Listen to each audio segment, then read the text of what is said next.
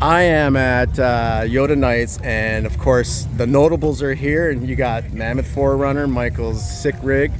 I've seen this many times. I was kind of hoping I would see the Gen 1 because I already know this rig, but hey man, I can't complain. So we got Michael right here. How you doing, bro? What up?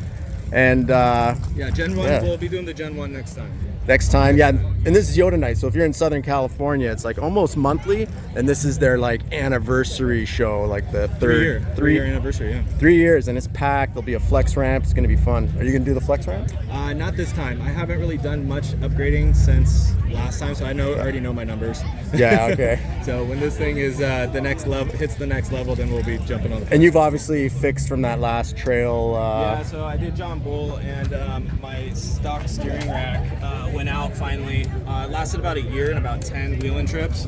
The 37s are just too big for the stock. Oh yeah. So, but then I heard a lot of guys go like Tundra or 200. They do. So I got the Tundra rack, and it's good so far. I'm having a little bit of issues like stiff steering, and I don't really know what that is, but there's not a lot of guys running it yet, so it's kind of a trial and error thing. You're like blazing the trail. Yeah, exactly.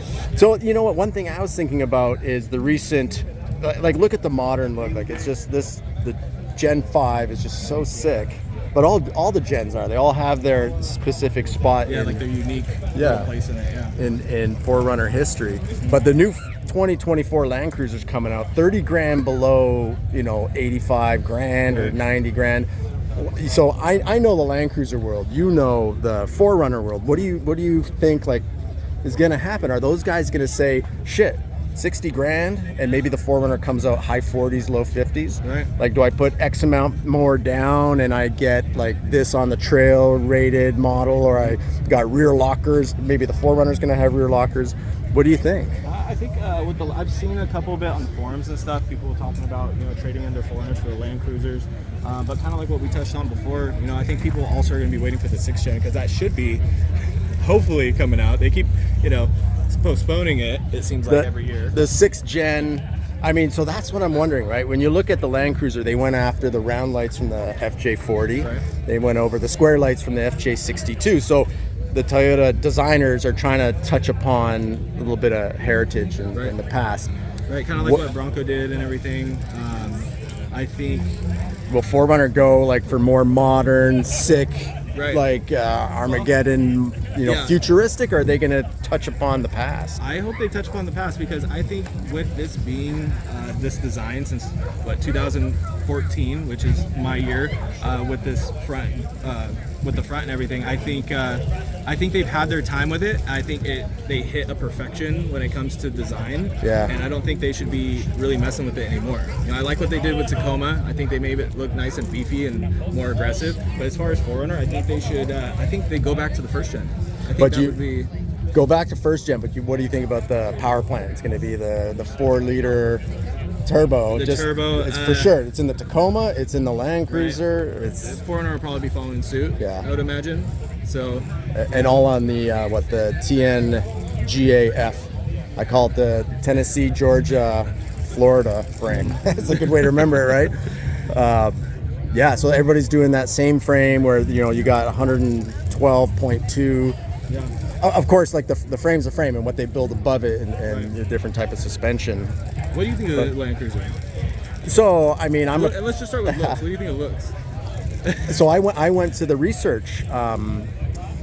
So there was a research like about 2 months before it released. So I had to sign an NDA. When I got in there, there was a Defender, there was a Jeep Rubicon, and there was what was the other one? Why is it slipping my mind? Well, and then there was a 4th car, which was obviously the Land Cruiser, and I thought it was an FJ Cruiser, to be honest. I'm like, oh my God, this thing's small. So to me, it wasn't a Land Cruiser because it went petite. Yeah. Had a white top, it was blue, and I couldn't say anything about it, right? But I'm like, shit, this is the next Land Cruiser. And there was a bunch of questions on power plants, like, what do you, do you like this or that? Would you pay 65 for this? Would you pay 70? Would you pay? They were trying to see people's price points on different motors. So, and then lo and behold, the GX 550 comes out.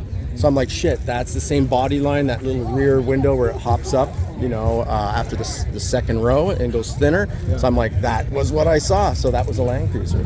So what do I think? I mean, it's not a 300 series. We didn't get it, and understandably so. They were only selling like 2,000 a year near the end, so they want to make sales. They're a company, so bring the price down. They're going to sell 5, 6, 7,000, maybe 8,000, maybe 10 for the first couple of years. I think people will get excited. It opens up a whole new world. But that was my thought asking you. Do you think, because 4Runners, they sell shit tons, you know, like 10 to 1 Land Cruisers. Will a lot of those people, will they be cannibalizing their own market, getting some 4Runner guys to say, I want a Land Cruiser now instead? I think there'll definitely be that kind of turnover in some departments, but I think, like I said, I think when the 6th gen comes out, hopefully with whatever design or whatever they end up doing behind it, its power and everything, I think the 4Runner guys will stay pretty loyal to it. Yeah, I hope so. I think so. I think 4Runner's got a very unique and long history that, I don't know. I hope they do. and hopefully they do take design cues from the Gen 1, because that'll only make Gen 1s even more, precious, and the values will go up. I think it'd be almost fresh. You get kind of like an older look to it, and you're not messing with an already kind of perfected design. You're going into something new, and you get that aggressive kind of old school first gen look to it. I think would be. Take a page out of the book of Bronco. Work for them. Exactly. Work for Bronco, and you saw Mustang do it forever ago. I mean, it works. And Land Cruiser is kind of doing it with their design. With theirs, it's definitely. Do you think that kind of follows suit a lot with the old school? I think like they're just the facade, the front of it, right? They lost the split tailgate, which to me was a big thing with Land Cruisers. Right now, it's like the whole flip-up gate and the window that opens up. Oh, someone coming through. So, yeah, I think that get a little shadow view of the Mammoth 4Runner. What? No, just getting the shadow view of your rig. Yeah, so I don't know.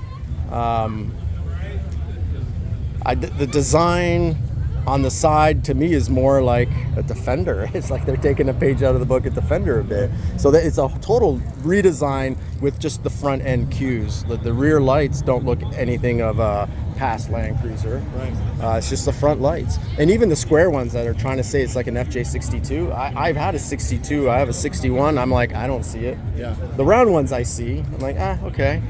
But I mean, sales are going to go well. They're going to do well. I mean, it was a good move by them. And if someone wants a real deal Land Cruiser, they're going to go all the way back to an 80 series where they had solid axles. That'd be something. Just like if you want a real deal, obviously, like 200 series are sick, 100 series, this 4Runner Gen 5 is sick. You get all the modern amenities. But what gen was the last one where they had solid axles? Solid axle, that was back in the first gen. That was so second gen already changed it. Yeah. So first, if you want solid axle, if you want solid axle, you're doing the swap. Yeah. If you want a crawler, you really got to go to a Gen 1. And so many crawlers are built off of 4Runner Gen 1. Yeah, and you see a lot of these guys, especially the 5th gens. There's only like 5 or 6, maybe 7 out there. Yeah, it's like 20 to 30 grand just to get this thing to a solid axle. So, Yeah, that's big bucks. If they wanted to kind of go to like the off-road market like they do, why not make a solid axle for the Gen? Wouldn't that be something? Bringing That's an option? 2024, a solid axle, I'm surprised Bronco didn't do it. But that's really rock crawlers, like most overlanders and like quasi difficult obstacles, you really don't need it. But if you're gonna go on the boulders and do insane when they were promoting Bronco, they had a lot of them doing little rock crawling and stuff like that in the beginning, and trying to appease that demographic, and it was just like, why not? You're battling Jeep right now, right? You're like comparing yourself to Jeep, like fuck, throw a fucking solid axle. You have to. In there. At least there's one option. Jeep was laughing when they're like, they didn't do solid axle. We still own that market. Yeah, Too bad, guys. Exactly. So. All right, man. Well, I'm gonna walk around the show. There's plenty to see, but great bumping into you, bro. Absolutely. Always good seeing you. Good to see you too. Stay tuned. Maybe we'll get together in a couple months or so. I got some big changes coming for the 5th gens.